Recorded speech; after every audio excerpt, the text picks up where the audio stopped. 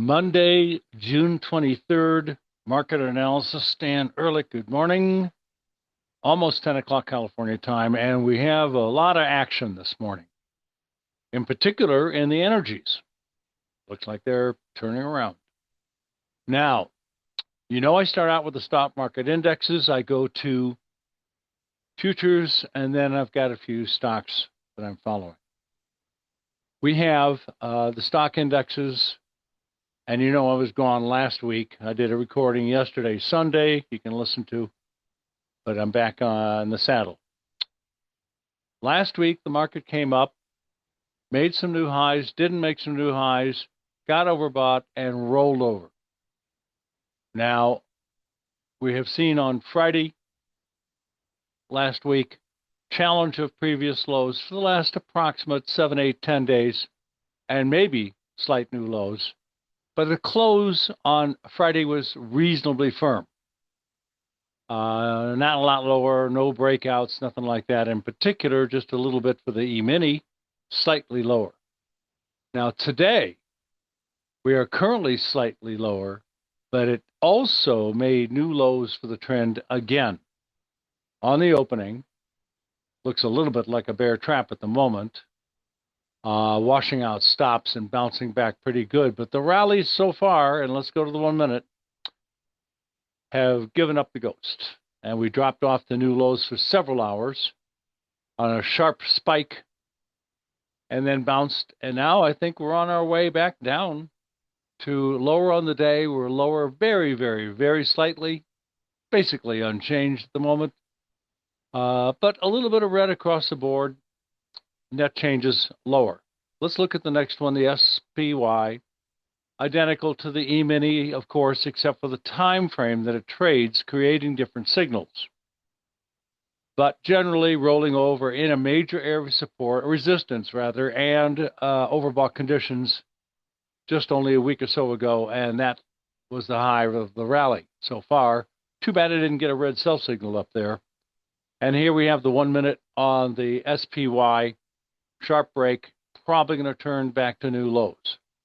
QQQ, overbought, right close to previous important highs that were back in December, January, February, and now again, overbought conditions stopped the rally at resistance levels, and today we have a new low since about a week and a half ago's highest high. Currently, just a tiny bit higher on the day. Net change is barely up a slight bit. But I'm looking for lower lows.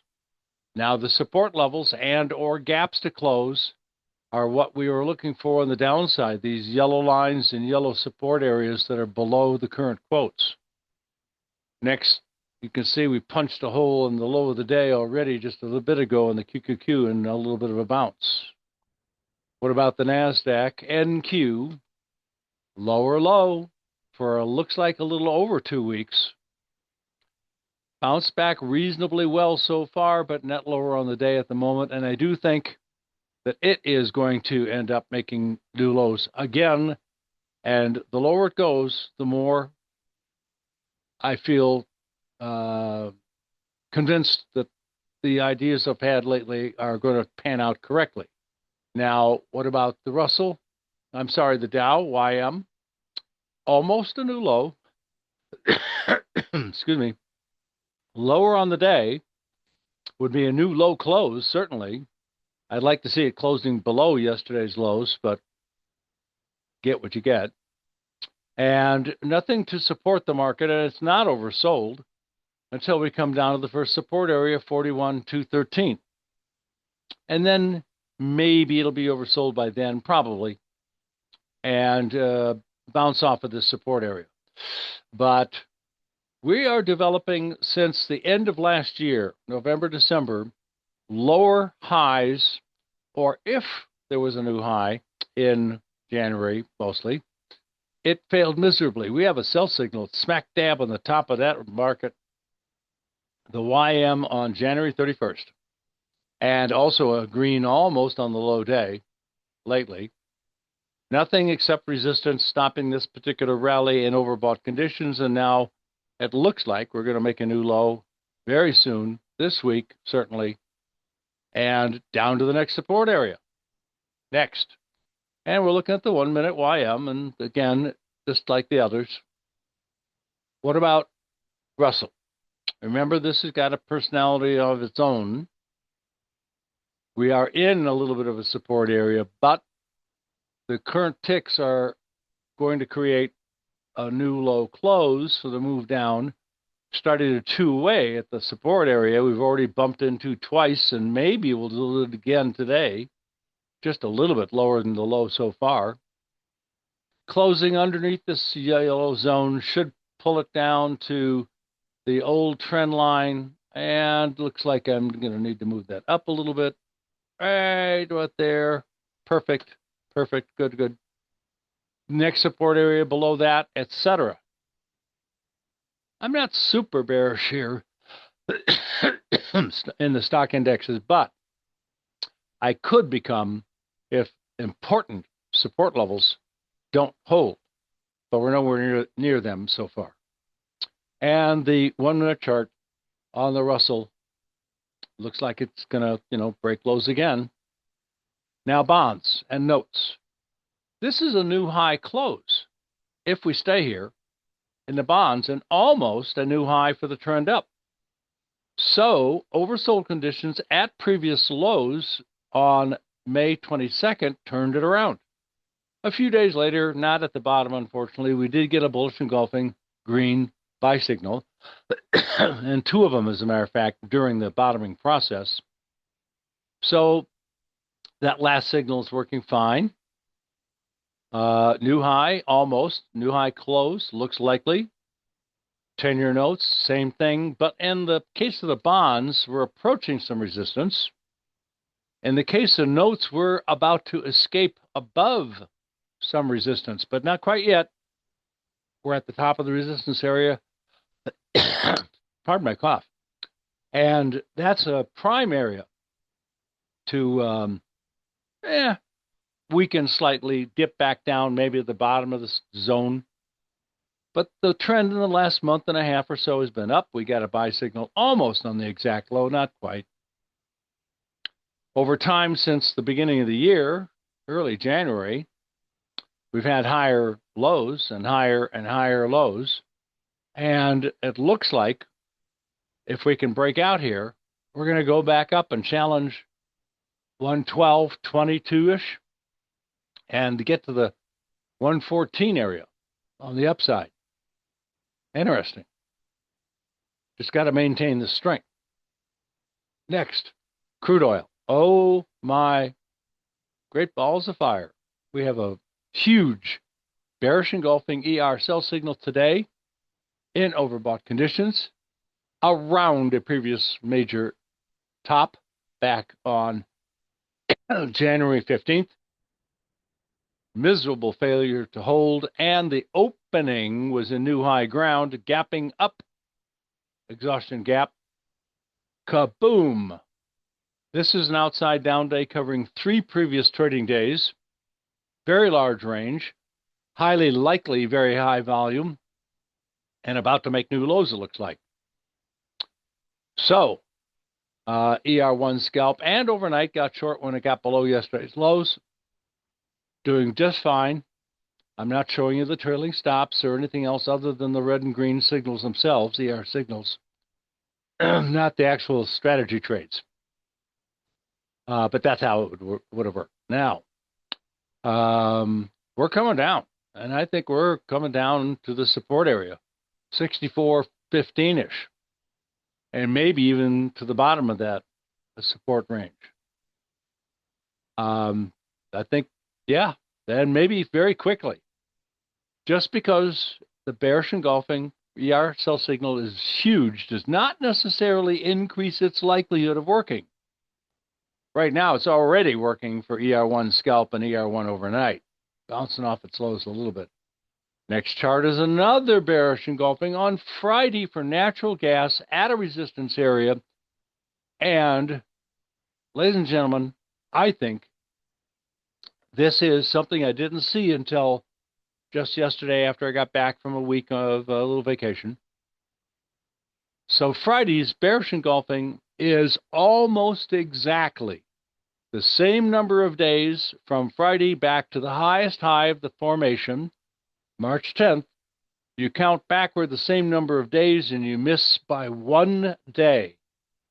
The bearish engulfing ER sell signal on November 22nd of 24, 7 months ago or so, right? 8. I think that is that first shoulder on what is about a 7, give or take, month head and shoulder top that's quite complex. I thought that was the first shoulder and the inside shoulder, and then you had a little head and shoulder top as the top by itself, and it worked great down to there. Then you had an inside shoulder and an outside to match up with the over the 2 on the left, so that was a lot of good symmetry. But when it came down to breaking out of the formation to the downside, this being the old neckline right there, it stopped cold turkey once to bounce for the last shoulder, but that's the one that should have broken out below the neckline. It didn't. Bounced not too badly.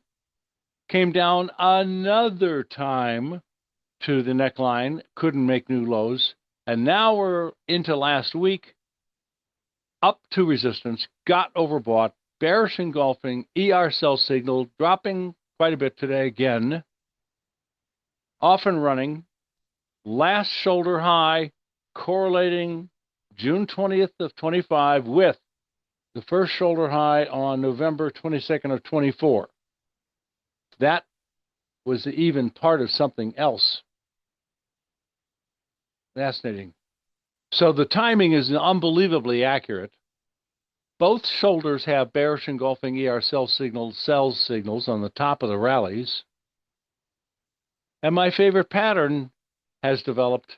I think we're about to break out to the downside, and very, very quickly and very, very hard, and probably get down to the support area somewhere around 3.2 and 3.1 very quick, maybe this week.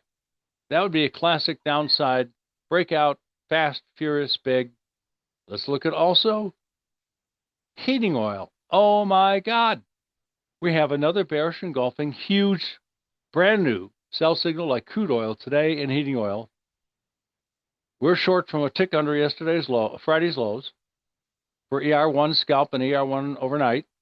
The scalp, of course, gets out sometime before the close. If it manages to hold, it'll get out a couple of minutes before the bell. So it's a scalp. And the overnight, if we're not bumped out in the interim, stays overnight and see if the market will continue to work lower, hopefully very quickly for a few days. All right. Great. All 3 energy markets have bearish engulfing ER sell signals, 2 today and 1 Friday. Next, gold. A lot less interesting. I suppose it could just dribble around in here. We're kind of meandering. Resistance is stopping rallies. Support ends up holding. We're kind of starting to get locked into a rock and a hard spot. No comment, except the longer-term trend is up. And as a result, you got to be basically friendly, because the long-term trend is up and trend is your friend. That's true. Long-term momentum. So I like the idea of it making new highs, but it may languish for a bit.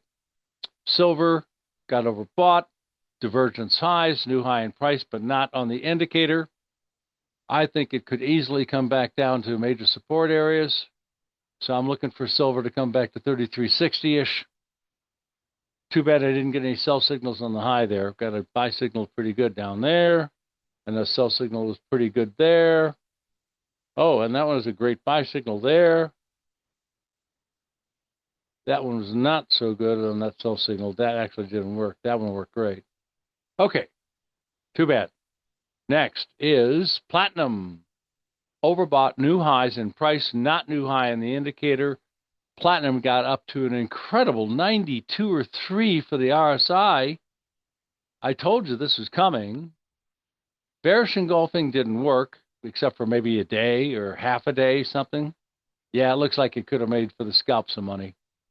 But we did make higher highs, overbought conditions again, and now starting to back down momentarily a little bit higher on the day. I think it's stopping out And I am looking for a move back down to probably, well, 1090. Next, slight new high. Looks like it's going to stay here. Up against a little resistance, not anywhere near overbought, so it could just run through the resistance levels. But it's important to watch to see how they are doing when they reach those bottom and top of resistance, or maybe a single resistance line as opposed to a little zone. I usually find little zones that work out pretty good. And because of the trend, and we bought the bottom of the day, April 9th, I got to be friendly, but rocking a hard spot. Okay, what about grains? Soybeans, doggone it. It couldn't break out last week. Tried several times to make new highs. Got close to overbought, but not quite. And stopped Friday, bearish engulfing. Big down day today following the bearish engulfing on Friday. Now, it's not red because it wasn't overbought. But if we had touched 75 or higher on my custom RSI, we would have had a red bar. But didn't happen. Instead, it's just simply a bearish engulfing, which I do like, and I do believe they help me forecast small short-term moves, just like today. Pretty good one as a result of the bearish engulfing at resistance from Friday. All right, looking for a little lower in soybeans to test support around 1030. If 1030-ish, 1026.50 doesn't hold, then we could be dropping down a lot more. What about, a sell signal on Friday for soybean oil on the exact high day so far, and soybean oil is down 0.94, a new low for the previous 3 days. Perfect sell signal, worked great. Today's a big down day, like I said. There's a gap to close, but there's a much bigger story to tell here, ladies and gentlemen. You know that this is a new high in soybean oil, just a moment,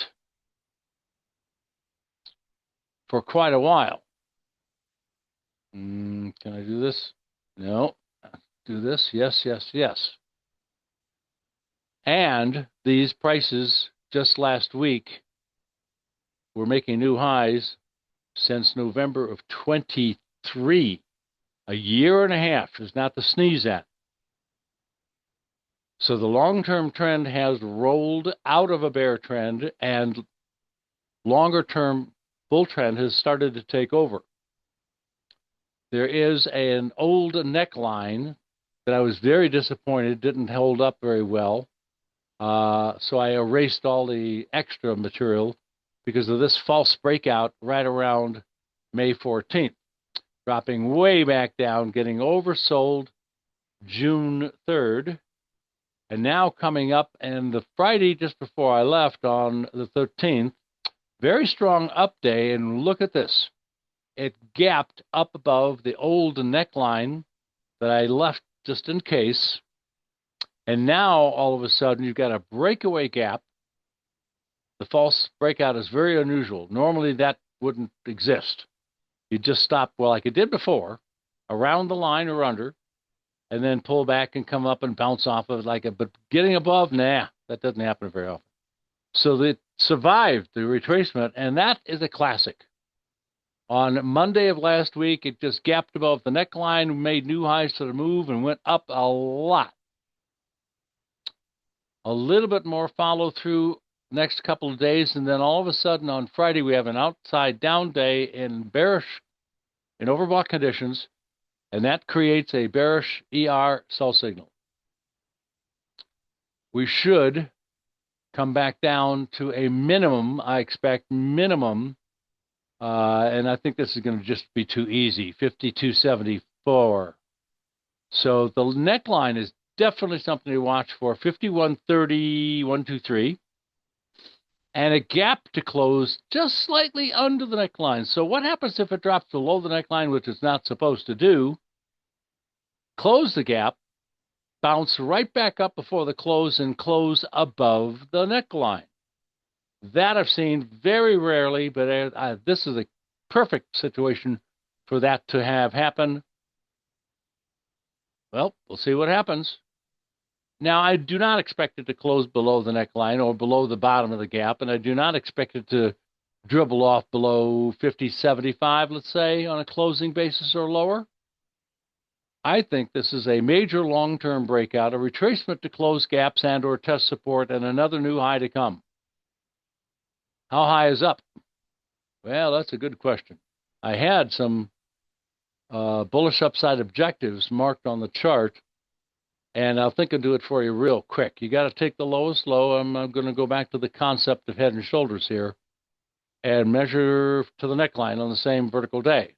Grab your measuring stick, and from the legitimate breakout, I think, just last Monday, measure from the neckline straight up, and you're looking at 62.5.